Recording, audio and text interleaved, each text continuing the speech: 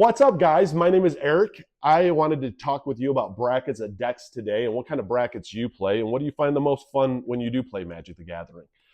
If you're new here, my name is Eric. I am a sober dude. I play Magic. I go by Sobermtg. Hit the like and follow button. I share a lot of just my opinion on Magic the Gathering and sharing my decks and doing some pack openings. And today I wanted to talk about brackets at decks and what I find is the most fun. I'm curious what kind of brackets you play. And the reason I think it's so cool and important to talk about brackets and decks is sometimes you get so caught up in like tutors and all this and building these super strong decks that have you ever played a CEDH deck? If you play a CEDH deck, it is super competitive, super fast games. Constant after turn 2, 3, people are trying to do moves to win the game. That I think is fun. It's very competitive, but also it's very competitive. Bracket 4, there are still infinite combos. There are game changers in it. This is where I always think it kind of gets clouded, and I don't understand why people, and maybe this is the ADHD and autism in me, I don't understand why people lie so much about their brackets. Because for me personally, I think it's the dumbest thing ever to lie about your brackets if you really enjoy playing this game. And again, if you're new here, hit the like and follow button.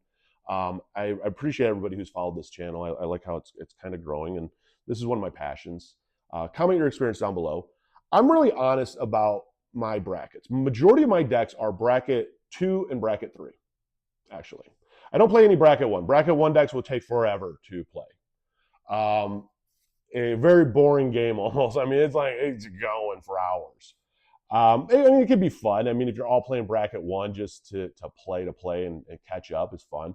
But bracket 2, it's all right. I mean, you're a little bit faster. But bracket 3, I really enjoy because there's not a massive amount of, not everybody's casting Mystic Tutors, Demonic Tutors. There's not the hitting this infinite combo. I don't mind, like infinite combos and stuff are cool. And I think sometimes we focus so much on infinite combos that for me, that's not what the game's really about. And again, I know we all have different play styles. I know my content's not even for everybody out there in the Magic Gathering world. My play style isn't trying to win in turn 2 or turn 3 and trying to piss everybody off at the table. So I'm very honest about my deck powers. Like my Yuri deck right here, this is a bracket 3. This deck right here, a pretty strong bracket 3 on my Merfolk deck. No tutors in these, no big game changers in these, but it is fun. It does have some cards that definitely outdo it for a bracket 2 or bracket 1. Definitely not a bracket 4. And that's the thing. I'm very honest about my decks. And that's the thing I don't like. And you can find out who you're playing against really quick. Like I will, and people are like, why do people scoop? I'm going to scoop if you lied. I don't want to play against a liar. I don't want to play against a piece of shit. You want to know why I would scoop? Because I feel you're a piece of shit and you lied. And I don't care what point in the game we're in. If I feel you're a piece of shit and you lied, I'm done. Like, fuck you, dude. Like, you bring a bad name to this. Like, go play with the fucking other losers over there that all want to lie. And y'all can lie to each other and tell everybody you have bracket 1s and then everybody be dropping fucking CDH decks. That's why I scoop, is if you lied. And I'll tell somebody to their face, dude, you lied. I don't play with liars. I don't play with bad people. You're a bad human being. I'm out. So yeah, that's my mentality in it. But when it comes to the brackets, it's finding what you really vibe and play with the most. And I will say this, a lot of times we're watching content, and I think this is where people kind of get confused sometimes by what bracket really does their deck fit into. Because the other thing is that you can also have high bracket decks that you just don't know how to play for one, which is fine. Like especially when you're new. I mean, the funny thing is people will always complain about proxies, and you could proxy out the most amazing cards and build the strongest humanly possible deck. But if you don't know how to play per se, you're still going to lose.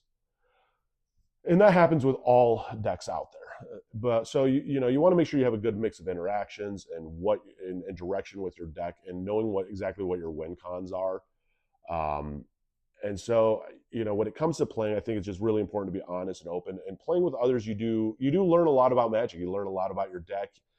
I will say this, that I'm very honest with people on my decks when I play. Hey, it's a bracket 3.